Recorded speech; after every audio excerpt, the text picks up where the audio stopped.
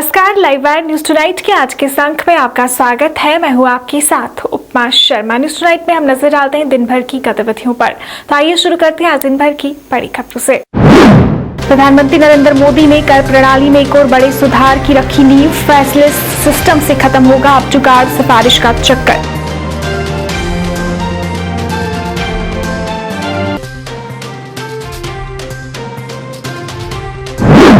Corona संकट के कारण इस बार 15 अगस्त की खास तैयारी। कोरोना प्रोटोकॉल के साथ आज लाल किले पे की गई फुल ड्रेस रिहर्सल।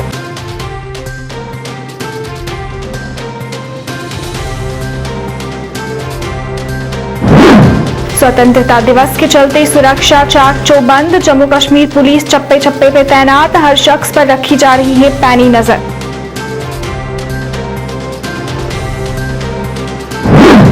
और सुरक्षा बलों को मिली एक और सफलता। अवंतीपुरा में एक आतंकी ठिकाना ध्वस्त। अब समाचार विस्तार से। कोरोना महामारी से अर्थव्यवस्था बुरी तरह से प्रभावित हुई है। इसमें जान फूंकने के लिए सरकार लगातार कोशिशें कर रही है।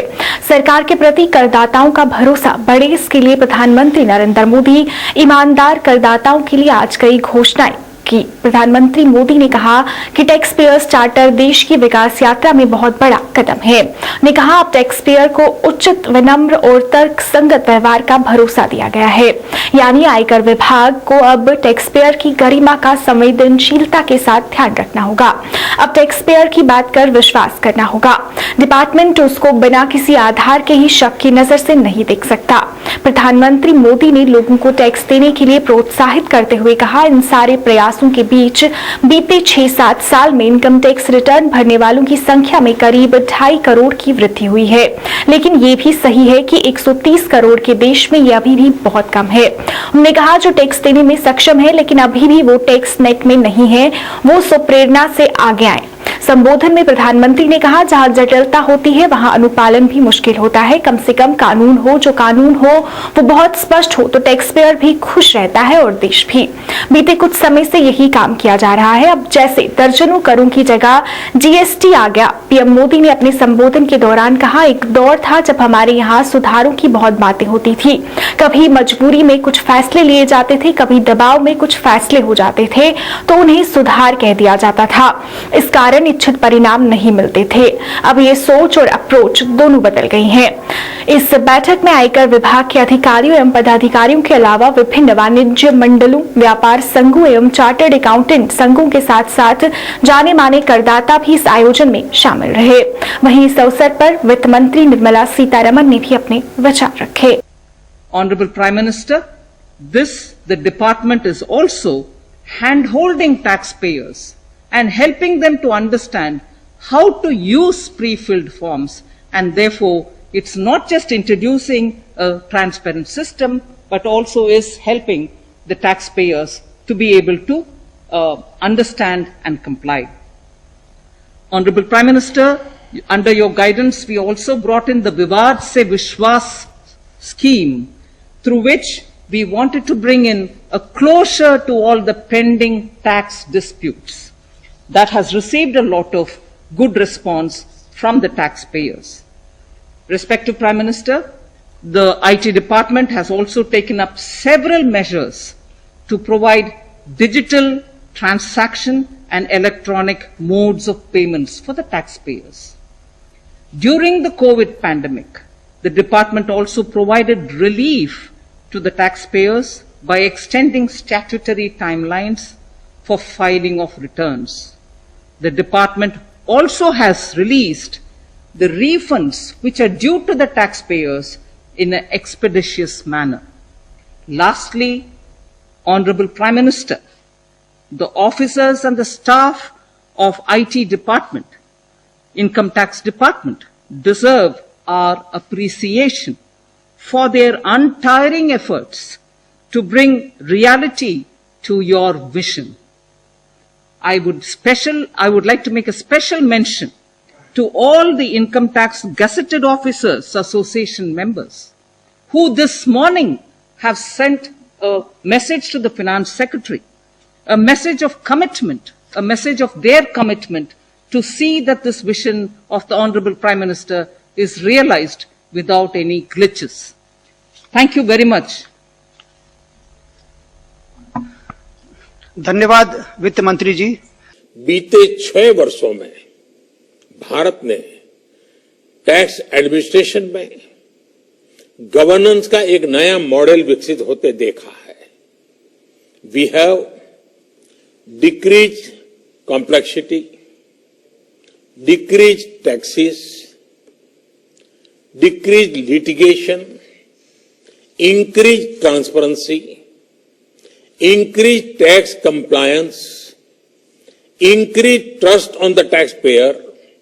साथियों, इन सारे प्रयासों के बीच बीते 6-7 साल में इनकम टैक्स रिटर्न भरने वालों की संख्या में करीब 2.5 करोड़ की वृद्धि हुई है। ये वृद्धि तो बहुत बड़ी है, लेकिन इस बात का हम इनकार नहीं कर सकते हैं कि इसके बावजूद भी 130 करोड़ के देश में ये बहुत कम है, बहुत कम है। इतने बड़े देश में सिर्फ 130 करोड़ में से 1.5 करोड़ साथी ही इनकम टैक्स जमा करते हैं। 130 करोड़ में 1.5 करोड़। मैं आज देशवासियों से भी आग्रह करूंगा, जो सक्षम है उनको भी आग्रह करूंगा, भिन्न भिन्न करके व्यापार उद्योग के संगठन चलाते हैं उनको भी आग्रह करूंगा। इस पर हम सबको चिंतन करने की जरूरत है, देश को आत्मचिंतन करना होगा और ये हमारा आत्मचिंतन ही आत्मनिर्भर भारत के लिए आवश्यक है, अनिवार्य है। और ये जिम्मेदारी सिर्फ टैक्स डिपार्टमेंट की नहीं है, ये जिम्मेवारी हर हिंदुस्तानी की है, हर भारतीय की है जो टैक्स देने में सक्षम है, लेकिन अभी वो टैक्स नेट में नहीं है। वो स्वप्रेरणा से अपने आत्मा को पूछे, आगे आए।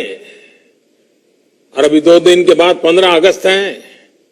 आजादी के लिए मरने मिटने वालों को जरा याद कीजिए, आपको लगेगा हां मुझे भी कुछ न कुछ देना चाहिए।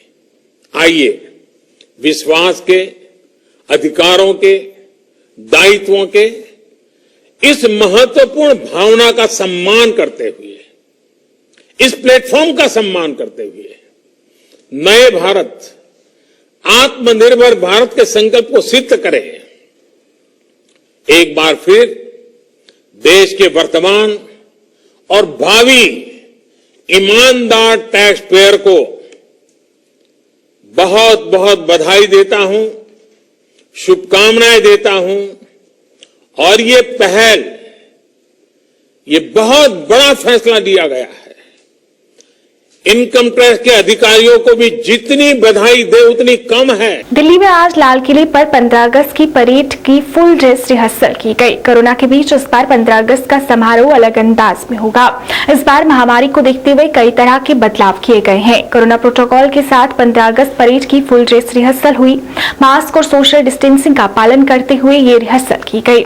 खास बात यह है कि जब फुल ड्रेस रिहर्सल चल रहा था तो उस दौरान तेज बारिश शुरू हो गई, लेकिन सुरक्षा बलों का हौसला नहीं डिगा और तेज बारिश में भी सुरक्षा बलों के जवानों ने फुल ड्रेस रिहर्सल की। कोरोना संकट के कारण इस बार 15 अगस्त की खास तैयारी की गई है। इस बार गेस्ट लिस्ट में कटौती की गई है। साथ ही सोशल डिस्टेंसिंग का पालन कराने के लिए लोगों को दूर दूर बैठाने की भी योजना है।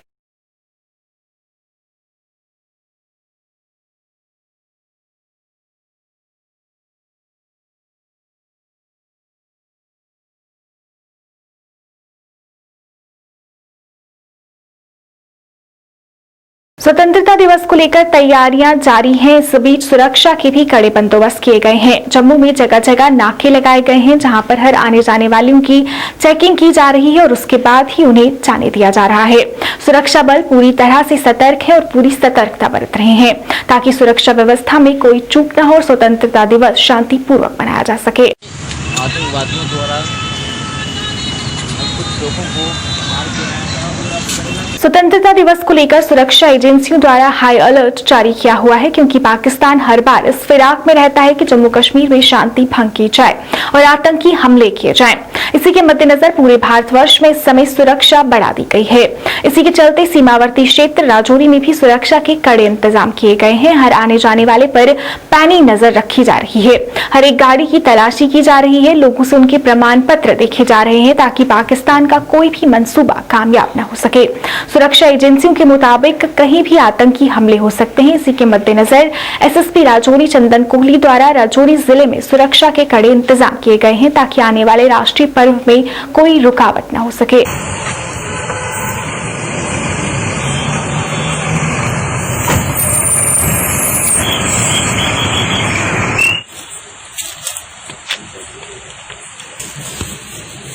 सिगरेट बंद कर।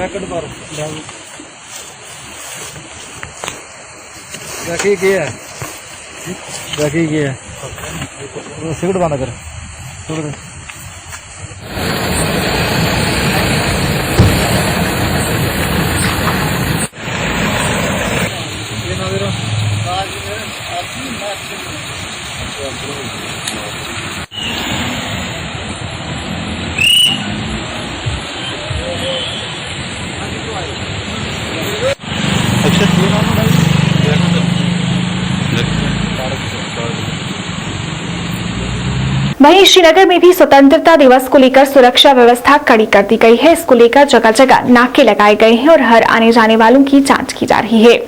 चौक चौराहों पर भी सुरक्षा बलों की तैनाती है ताकि हर स्थिति पर नजर बनी रहे और स्वतंत्रता दिवस शांतिपूर्वक मनाया जा सके।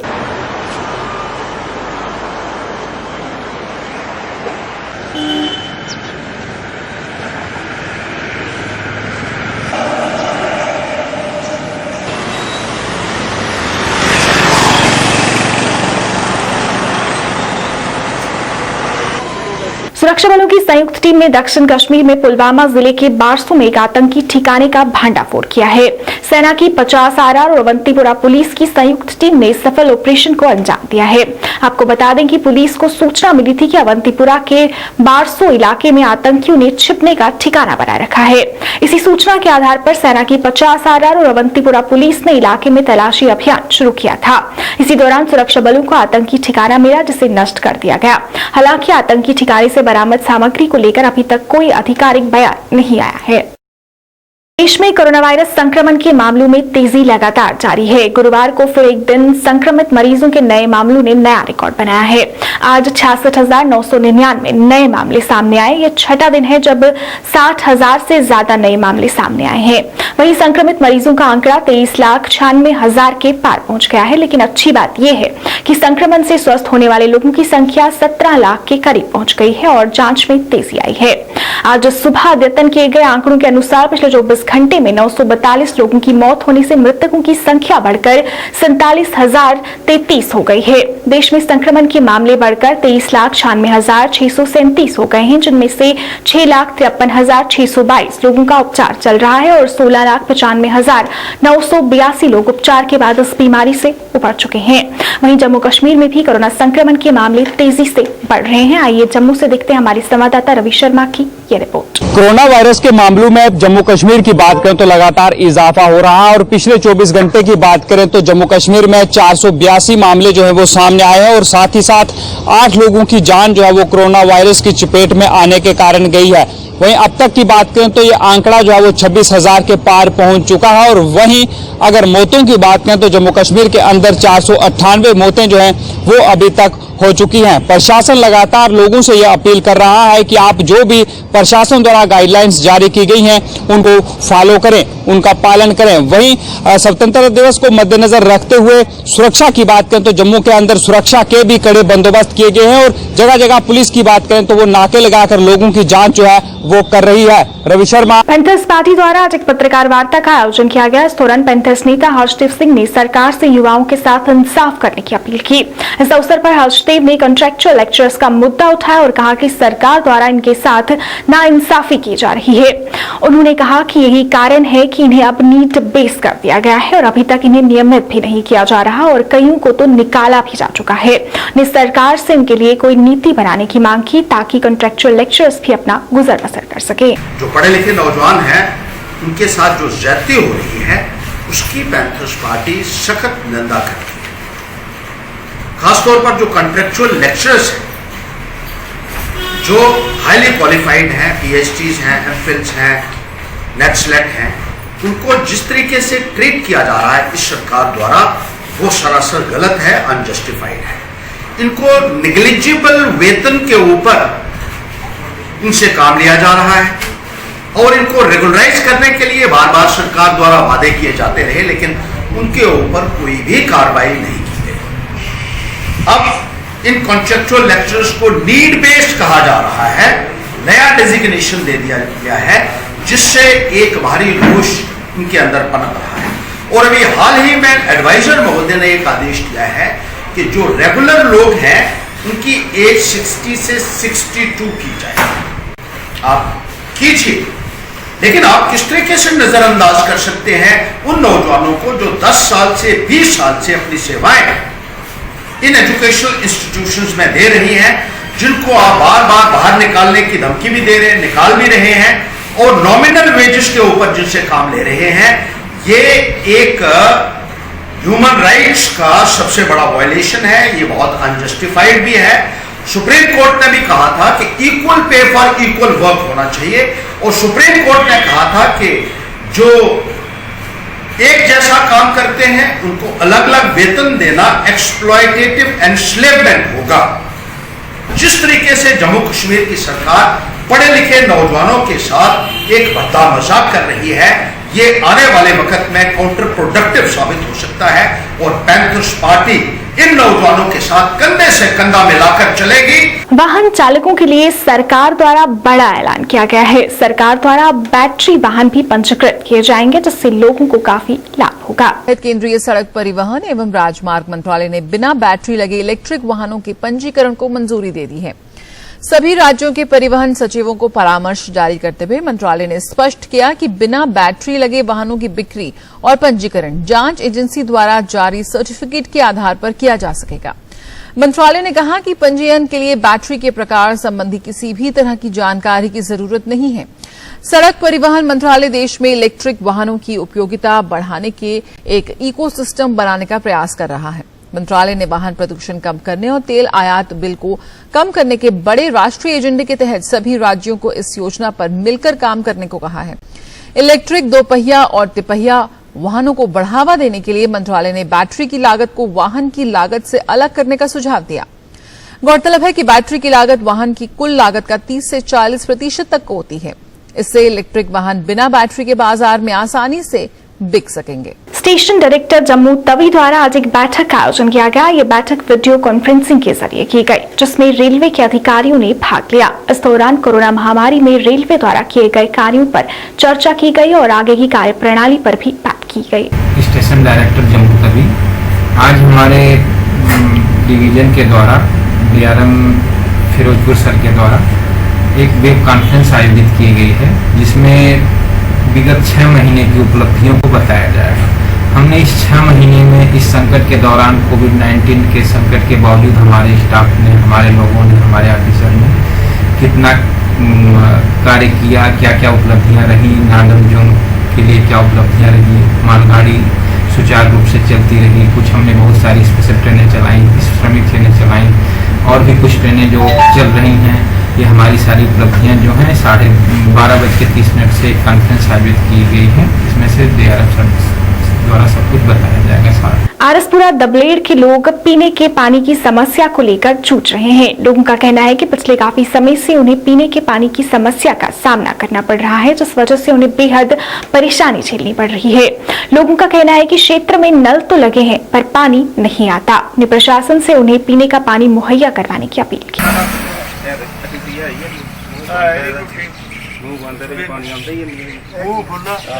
सुक्की जगह भी सारे कदे आए ही नहीं।